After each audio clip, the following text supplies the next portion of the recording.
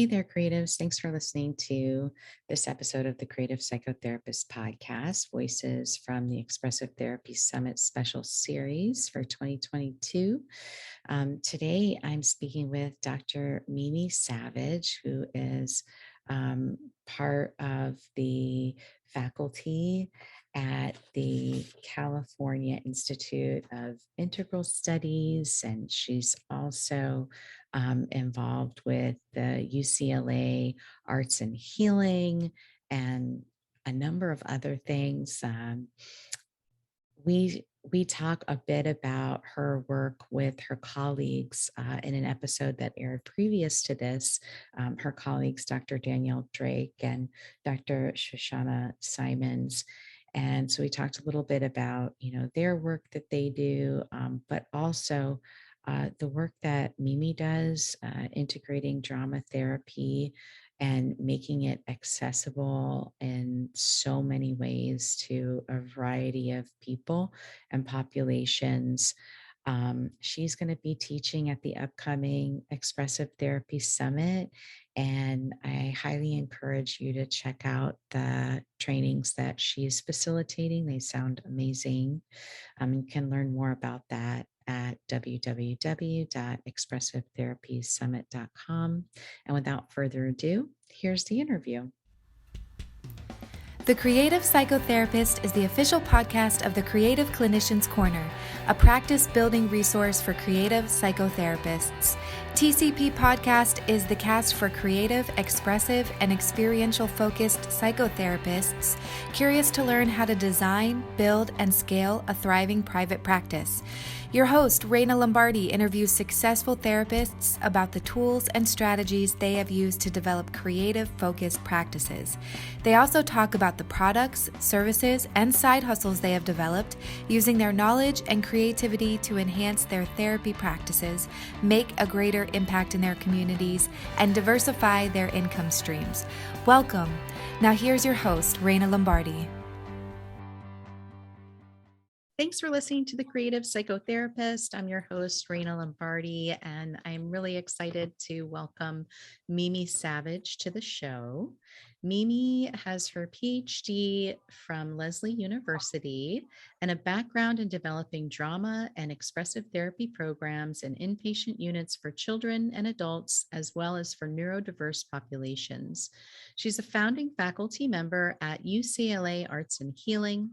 Dr. Savage is Education Chair for the North American Drama Therapy Association, which I think you just told me was a former position. So you just recently let that go, and I'm excited about the new education chair and what she will be doing. Yeah, it's been about a decade of service. Chapter president, Western region rep. So yeah, I've been doing that and honored to do it, and also very excited about letting that go right now so I can do more of what we're going to be talking about today. Yeah, it's nice to be able to be of service, but it's also, it's a lot of work.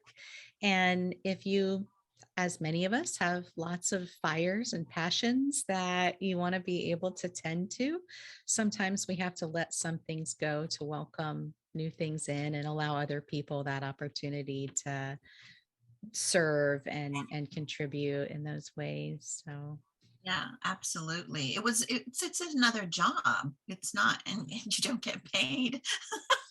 But you get paid and rewarded in so many other ways. I won't say that it's just altruistic either. I'll be completely honest. It really does help your career. You make connections, you have camaraderie, you have support, you belong. So if you're, a creative arts therapist somewhere in the middle of what seems like nowhere, right? Those conferences, like this conference, but conferences that are, from your own modality, well, they feel so good if you can make it, but not everybody can. And now we have the internet, there's more access, but it does make you feel like you have a home base. That's so true. Yeah. So no, I hear you though. It is a huge commitment. Mm-hmm. It is. Yeah.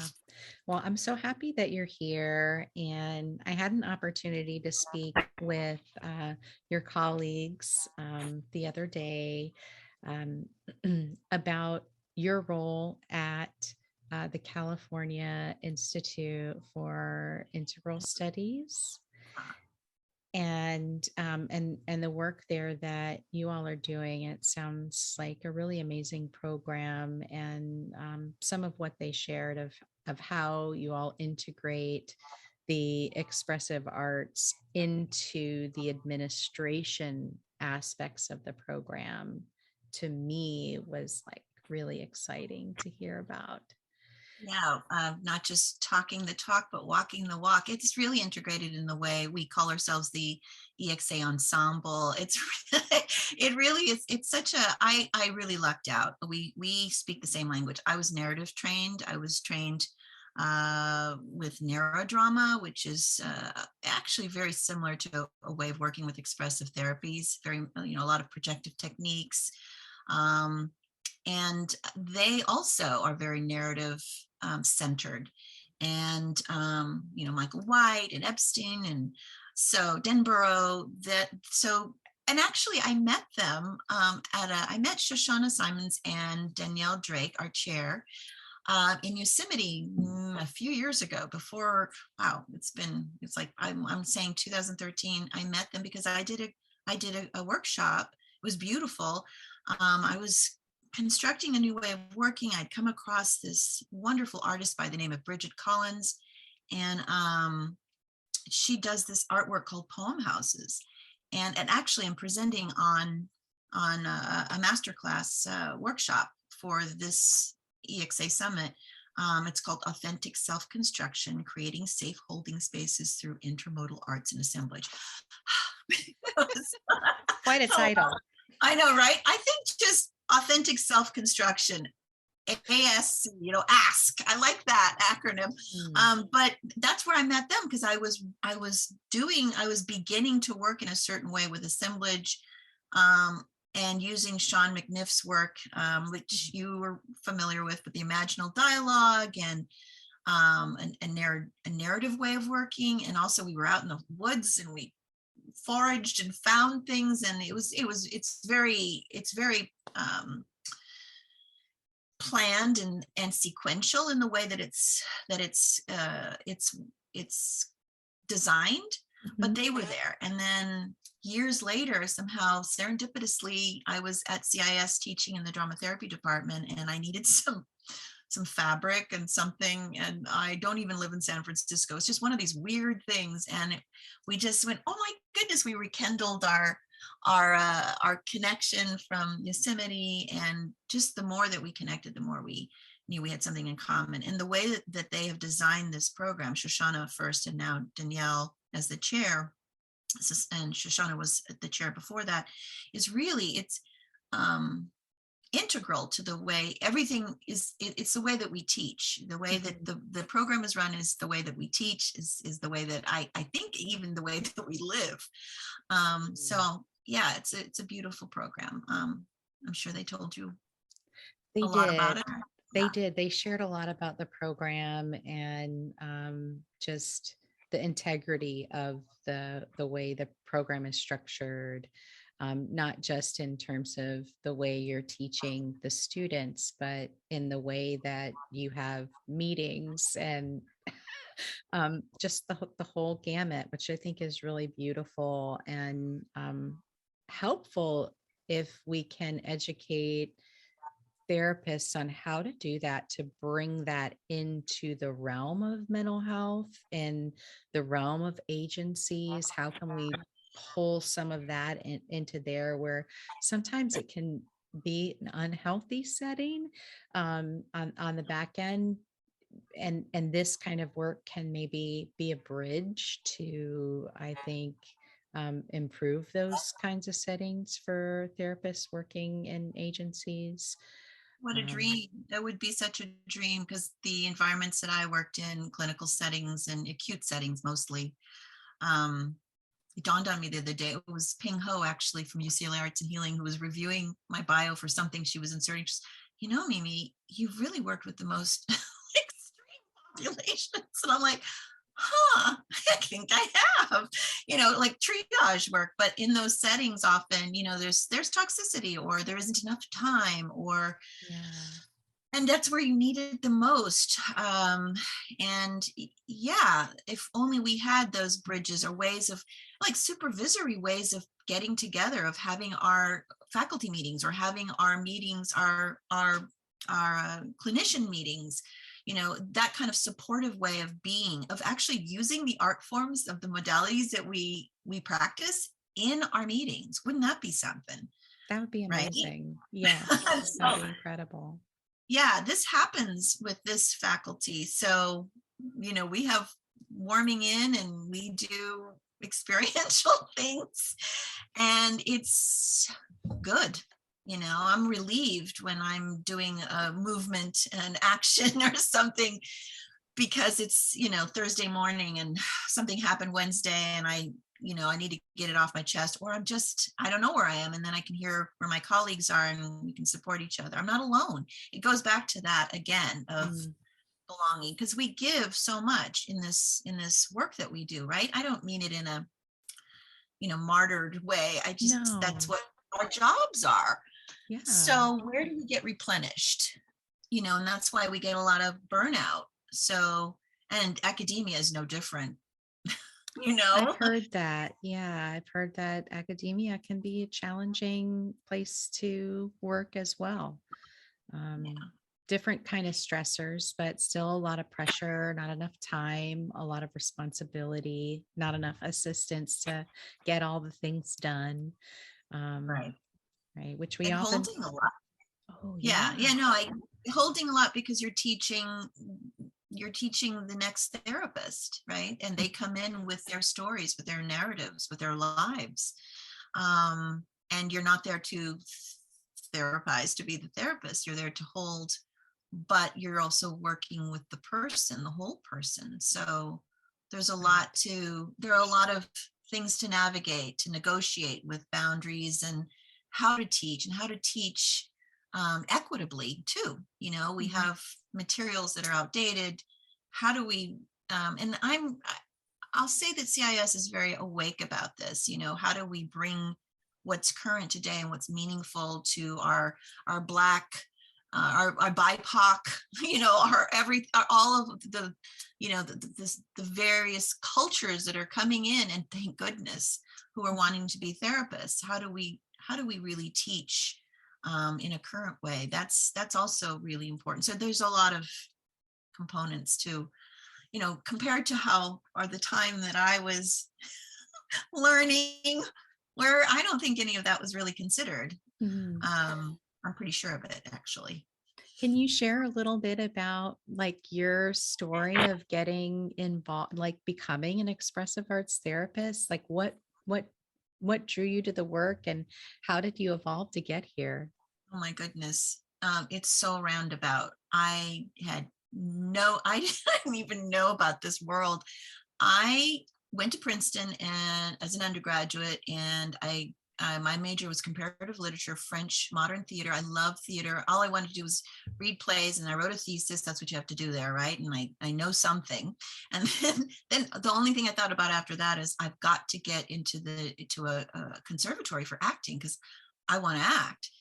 So I did. I got into the neighborhood playhouse in New York, and so I did that for 2 years. That's the program, and then I got regional work. I was an actress. I was starting to work, and then I flew out to LA, and I got on soap operas and commercials. Wow. Yes, odd, right? You can IMDb me, and you'll see a very dated, list of things that I was on, like Knots Landing.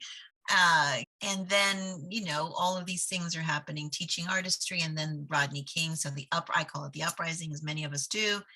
And so an urgency, a sense of working with community and children, especially.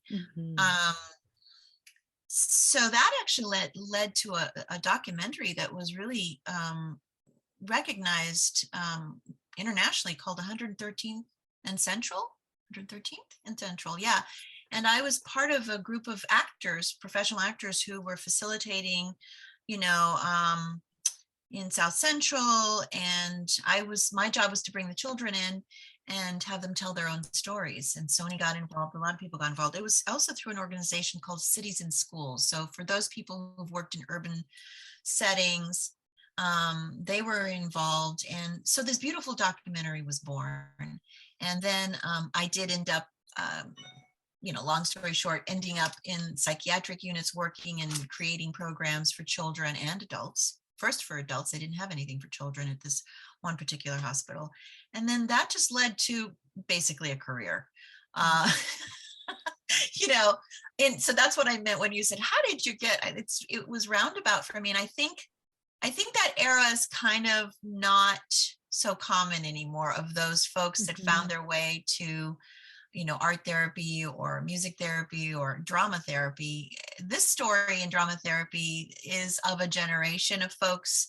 It's not so uncommon. Even our founders were not, that's how they found drama therapy. They were working with children. They were doing teaching artistry work. They were working in hospitals, and they were working in refugee camps or something. And then they went, there's trauma here, and maybe I should get a psychology background. And so, yeah, I find now, because I have, I'm a board certified trainer, and I have my own school. It's not brick and mortar anymore, but I do have students, people who are already licensed social workers or MFTs, et cetera, who, already directed. They just decided to go back to their love of theater and fit it into what it is that they're already doing or they're about to do. They're in master's programs, but most of them are already licensed or getting their hours, et cetera. And there are fewer who are just, I love the theater and I want to be a drama therapist. It's a longer haul. It's doable. My story is, like I said, it's not as common, I don't think, anymore. That's not what I'm hearing in the students.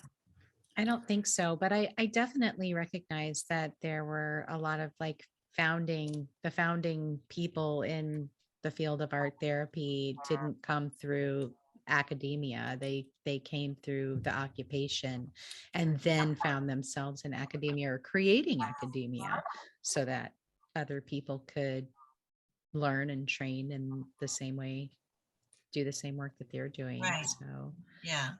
And it's exciting. People are finding these modalities, oh, I thought I invented drama therapy, or and there's somewhere you can learn, and they teach it. So yeah. And I think also for me, the PhD, we were talking about this earlier, but for me, the PhD, I was in this clinical setting, acute clinical setting, and I felt, and the work that I was doing was a lot with foster children. And my research ended up being about young women in foster care who were adopted, because I noticed there was a heck of a lot of them, and I wondered what that was about. And then I got really intrigued about systems, and I got really frustrated about systems. And so the PhD idea, was a light bulb. I'm like, I've got to do more. And so I did more with my research, and it's good research. And I also did just more with, what I felt like I needed to do more. So that's where it led me. And then I wanted to teach people about the realities of what it is that we encounter, and about research, and about a way of doing research that was participatory research, so that there was more to it than my taking a story. Oh, absolutely not. I don't want to take your story. I want you to bring your story to the forefront. So arts-based, narrative inquiry. It was something that I knew I needed to do. There was just a turning point. Beautiful. Yeah, it's what Parker Palmer, if you know the book Courage to Teach, it's a beautiful book for everyone. And I highly recommend it for therapists. But there's a story in it about Rosa Parks. It's called the Rosa Parks moment. It's like when she decides, okay, I'm either going to stay on the bus or I'm going to get off the bus, because right now, someone's telling me I got to get off. And she decides, no, I'm going to make this choice. And I feel like that's what happened to me in this acute setting one day. I was like, this is it. This is it. So that's my story. And it's yeah, that's how I got here. That's how I'm meeting you today, Raina. Yeah. And so, um, obviously, a long circuitous route to end up um, getting your PhD. And now it sounds like, do you teach mostly like as your full-time job? Are you still working in acute settings, or is that, no? No, no, no more acute settings. Although I will admit, I'll bet other people can recognize this feeling. I miss it. It's very fast. It's not for everyone, that setting, by the way. That's a very fast world.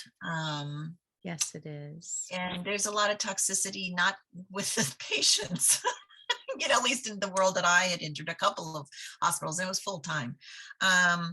I do supervision for a clinical setting through a company called Discovery Mood and Anxiety. And I have students who I'm integrating into the field, into practicum. And so there's supervision work. I love supervision work. I teach at CIIS. I'm part of core faculty there, and I teach human development, and I teach group dynamics and professional development. Well, I've just told you my story, so I'm excited about that kind of a course. Yeah,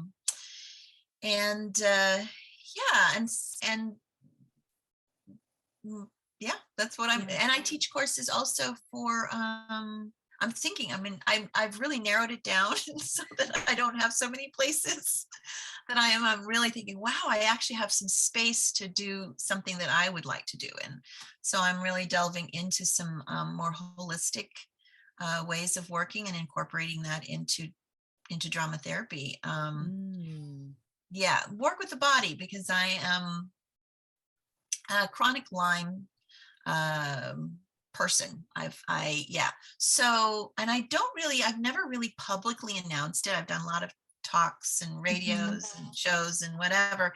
And I think it's time, because I'm really looking forward to how I can incorporate these silent or invisible illnesses. They're not silent, they're invisible illnesses, into the work that we do as creative arts therapists. Or should it be creative arts therapy works for the illnesses that that are invisible, and they're out there? There's so many of us that have autoimmune diseases because of the world we live in, because of global warming, because of the stressors.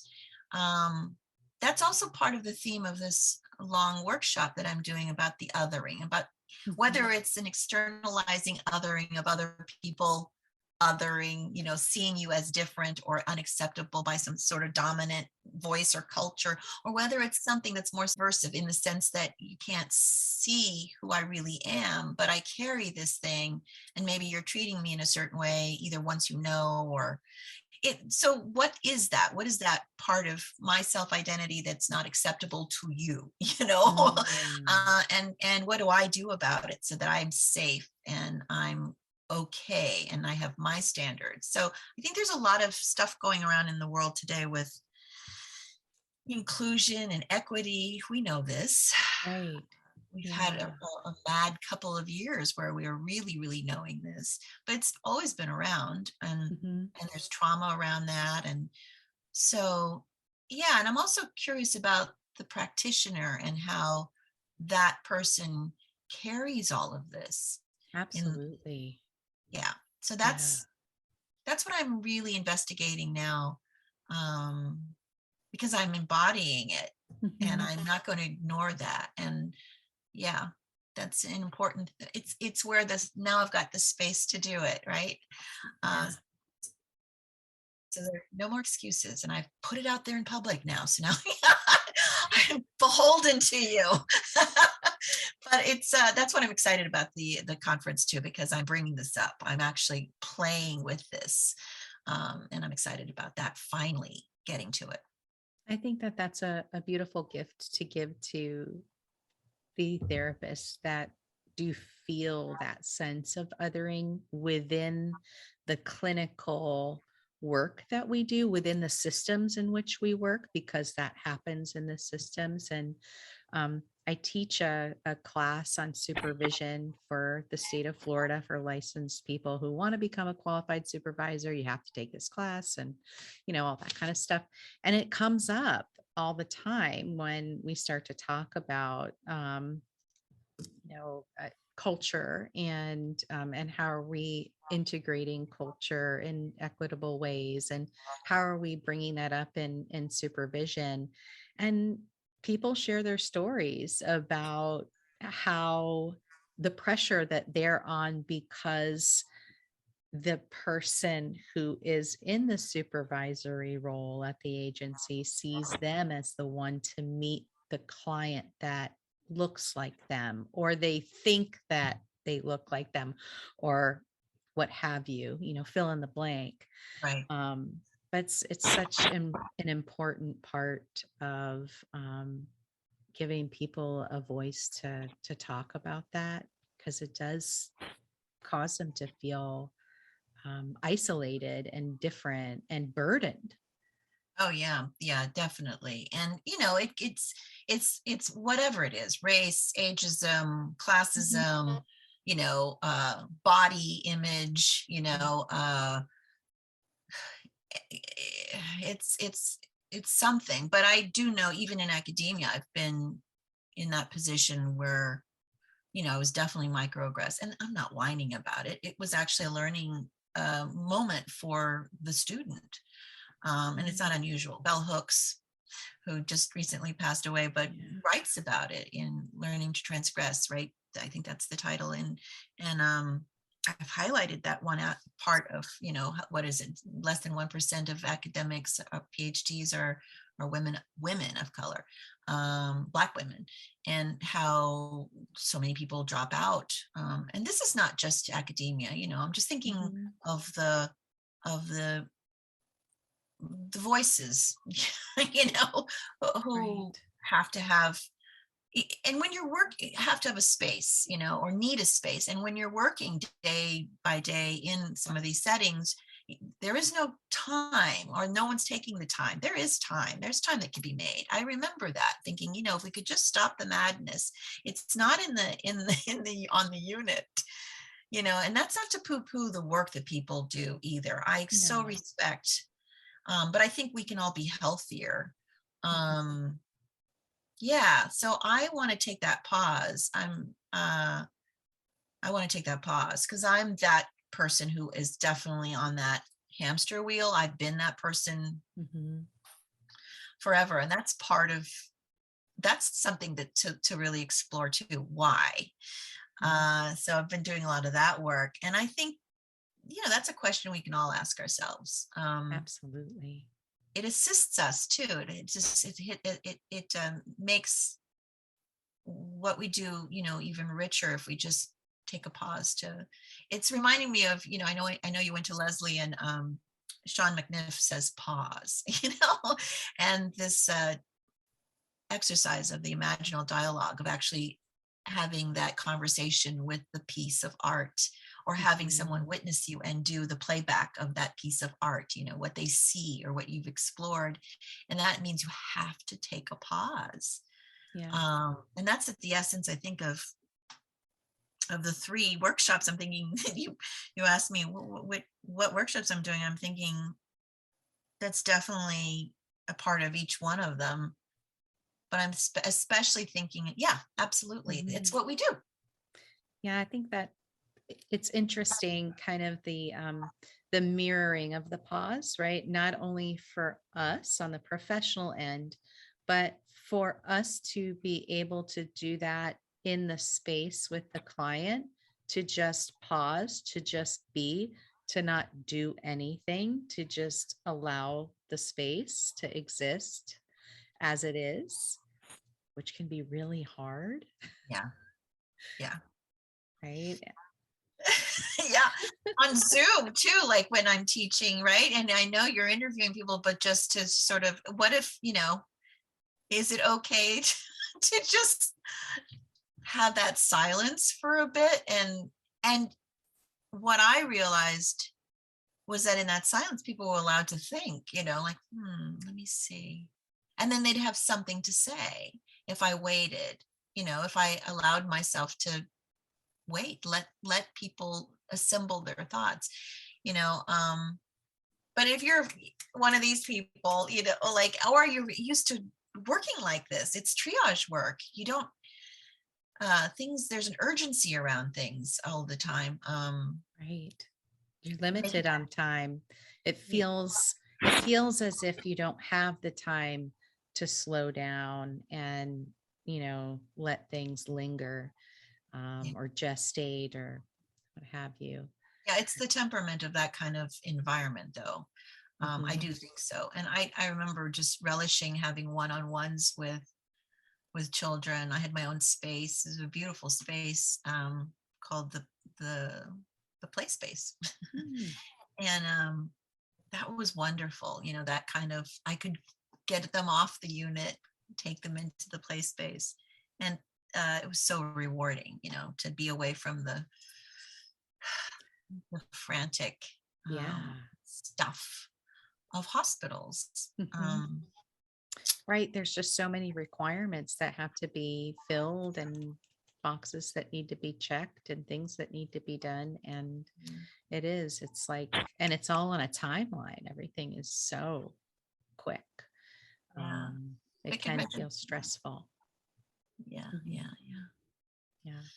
So tell us a little bit about, you talked a little bit about the authentic construction that relates to the poem houses and you were talking about the experience in Yosemite, gathering materials and assembling for the authentic self construction. But what else are you going to be teaching about at the Expressive Therapy Summit in LA this year? Yeah, well, probably even in this discussion that we've had thus far, you can see that I'm excited about, teachings or learning around diversity, equity, and inclusion. I'm working with a wonderful drama therapist. I love partnering with her, by the name of Danielle Lavanis, who's also a board certified trainer, who has an amazing practice. I'm always referring people to her practice. But we're going to be doing a 3-hour workshop that we've done before, and we use Boal Theater of a Press. We use playback Mhm. techniques, and it's the kind of work that's great for conflict resolution, for corporate settings, for emotional intelligence training, um, for mindfulness work, even, as far as embodied mindfulness work in group settings. I think it's a great opportunity for those people who want to use this kind of work in those kind of in settings like that, or just for yourself. Mhm. Um, and it's all action based. We're using all these drama therapeutic um, exercises, so you get a taste of that, and you get to take that away. And if you're not a drama therapist, or someone who, you don't need to know theater at all, it's not about acting, right? Right. But I can see how wonderful it would be to incorporate this with art therapy, for instance, embodying the art, telling the story through the image. But how do I do it in the body? So I think that's, yeah, and music. Mhm. So it's there's something for everyone. Love that. And there's the two of us. So we purposely work together because I'm a woman of color. She's a woman of color too. She's got a beautiful hue to her. But we purposely work together because we want to model working Mhm. together. So Mm. it's very intentional work. And we work well together. I would say it's a lovely partnership. So just that alone, I think, is a fun time, right? And because you want to have Mhm. fun when you're working with the topic can be so, Heavy, big, right, right? Brings up a lot of stuff for people. right, as it needs to, but Mhm. there's no reason why we can't play with the shadow, right? Yeah, absolutely. So that's the other one. And then I'm part of faculty for social emotional arts, UCLArts and Healing. I was one of the core faculty to devise a manual for a C on a shoestring, and also we have a longer C program. And I do the expressive arts / a little bit of uh, drama therapy insert in there, but expressive therapies is basically it. But it's more centered on art because I am definitely a multimodal practitioner. I use everything in the kitchen sink. So that's what I'll be doing. I think it's on the second day after Kathy Cass will be doing a more movement and communication part of the program. And there's a manual, a beautiful manual that is worth getting. Okay. And there's a certificate of completion once you do it. And it's a kind of program where you'll be exposed to and you'll experience every modality, right? Mhm. It's not about therapy, so you don't have to be a therapist, but it's about how these modalities can be therapeutic in all of these various settings, educational, clinical, community. If you're a person who's working with social justice or corporate, there's something in there. Everything in there is really catered to you. Wow. And there's a beautiful way of using language that keeps things really equitable that I appreciate it and that has been devised for this program.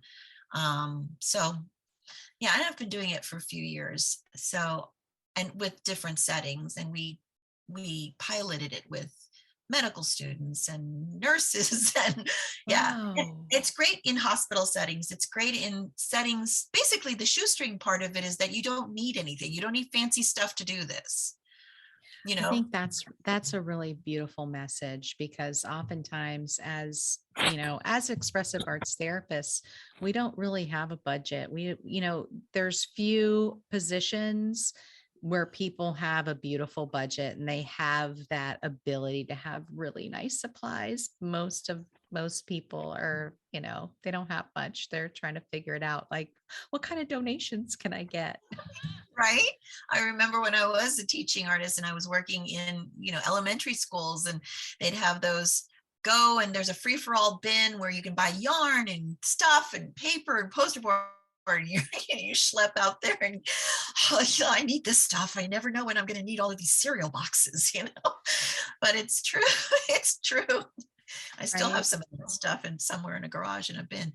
Yeah, you don't need it. I think, I remember an article, Groundswell in Moon's, I think it's Moon's, is it Catherine Moon in her book about using, nature and found objects and yes, and Yeah, absolutely. I love doing work in nature. I think that there's something just really naturally healing about nature and us being able to connect with the environment, that it soothes the nervous system in a way that being indoors does not. And then to be able to like feel and smell all of the things that you're collecting and then assemble them and use them. It's a beautiful thing to do. yeah, especially now that we've, for so much of the time we've been shut in, depending on if you have a lawn or dirt or a patio with a plant, we're going to need more and more of this. We need more and more of this. It's one of the things, even in the authentic self-construction long workshop I'm doing, I'm bringing in nature. I'll be bringing in sticks and stones and it's in Los Angeles. I'm in Los Angeles, so I can bring stuff, but and I know it's going to be in a setting that's a conference, but still, we need to touch. It's tactile, we need that, Mhm. and we definitely need it now with this COVID situation. Yeah, I think people are really craving connection. I feel like people feel really disconnected, even if they have been able to maintain connection via the web and video and all of these beautiful methods that we have. And I'm so grateful that we have them. But it's not the same as being able to gather and be together and feel the energy of being in this space together and having those shared moments, um, especially when you can create together. I don't think that there's anything better than that. I don't either, and I guess that's why the turnout is usually so. It's always been so large with this summit, Mhm. um, because I think it's a need, and I know people who are not clinicians or that take part or sign up for so many workshops, both online and in person. I hope we get to do it in person no matter what. We'll still get together and, we'll make it work. But Yeah, yeah, I hope so too. I hope so too. I know that was the goal for this spring, was to be in person in Los Angeles again. Um, yeah, I hope so as well. wow. Well, Mimi, I'm so grateful for your time and for talking to you today, and sharing about the work that you have done, that you're currently doing, and that you're going to continue to do and expand upon. And and if people wanted to find you or reach out to you, where could they do that? The best way is through the SoCal Drama Therapy Center.com. There's a website and there's a way to connect with me there. I think that website needs some updating, but I'm always getting connected through that. Or you can connect through my email at msavage. So M as in Mimi, M Savage. My last name is Savage. So msavage at CIIS.edu. So Yeah. that's another way of reaching me. And also on the UCLArts and Healing website, my contact is everywhere. And that's always, if you can't remember, you can always get me through UCLArts and Healing and Ping Ho. We're always in correspondence and in contact. So, Wonderful. Well, yeah, I'm it's going to been a put pleasure. those in the show notes for people. I'll put the website to all of those.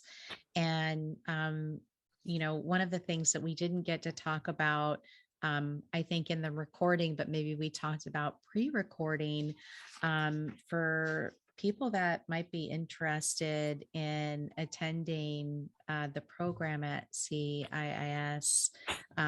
You all are expanding and Yeah. changing and growing into a more like a fully hybrid.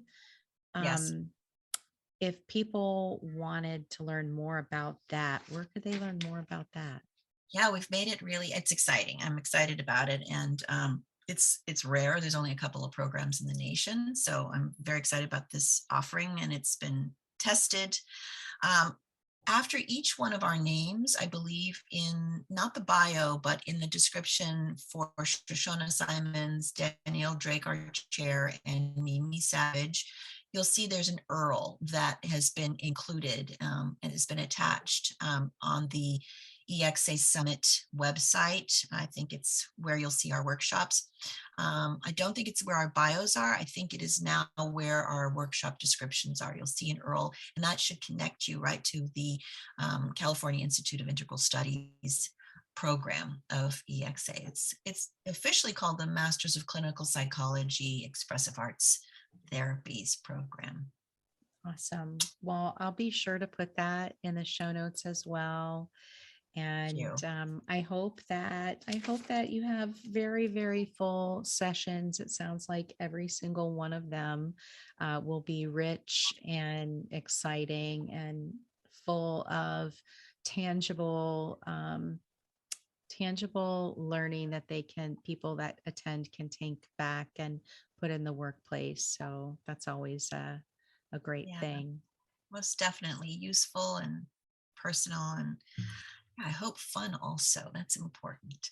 Oh, yes. I think that's like the glory of this particular conference, is that it is so fun because you're not just sitting and passively listening.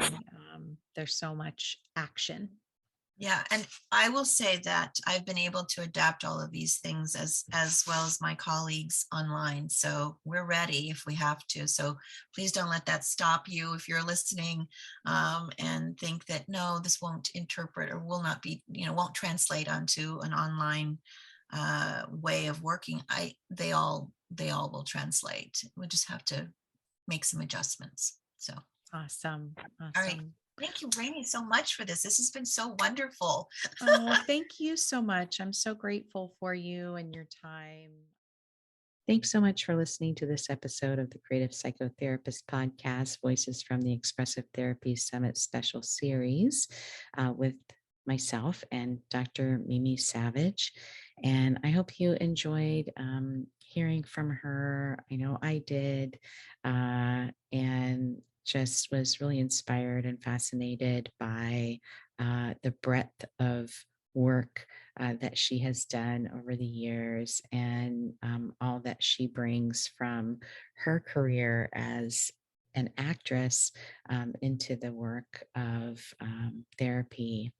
And if you're interested in taking a training offered by her, she's teaching a couple of different things at the upcoming Expressive Therapy Summit. And you can learn more about that by visiting their website, www.expressivetherapysummit.com. And I hope you'll check it out. And I look forward to talking at you in another episode next week. All right. Take care, everybody. Thanks for listening to this episode of The Creative Psychotherapist. If you like what you heard, please rate, review, and subscribe wherever you listen to your favorite podcasts. For show notes, downloads, and additional resources, head over to the website at www.creativeclinicianscorner.com.